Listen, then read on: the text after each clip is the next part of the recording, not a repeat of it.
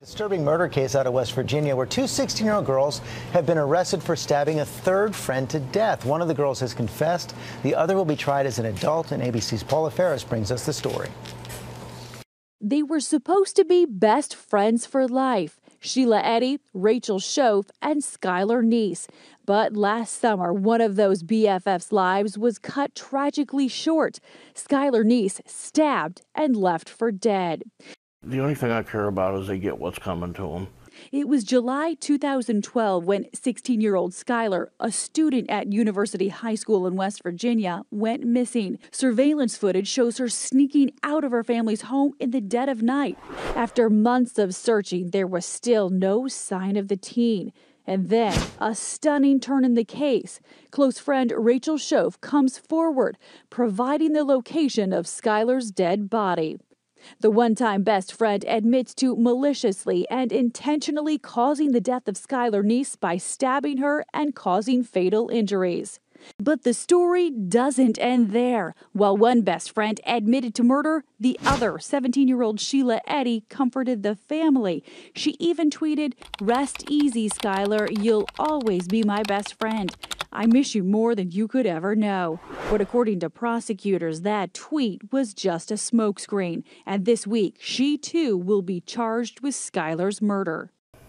If you're innocent, you don't cover up something for 9 months. You don't come to somebody's house the next day after you murder somebody and walk up and down the street and try to look for the person that you murdered. Sheila Eddy has not yet entered a plea, and her lawyers have released a statement saying it's premature to comment on the case at this time.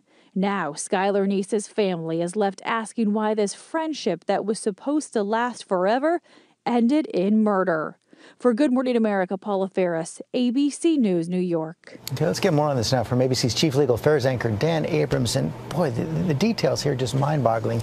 She's pretending to be part of the search for months. It's an awful story, starting with the fact that you've got two friends accused of stabbing, literally taking her out somewhere, picking her up in the car, taking her out somewhere, going and stabbing Couldn't her. be more premeditated. No, but what's interesting is that you have one of them pleading guilty to second-degree murder, not first-degree murder. And I think this is where their age comes into play. Some people will say, well, is it adult versus juvenile? In the state of West Virginia, when you're talking about murder, anyone over the age of 14 automatically is supposed to get transferred to adult court.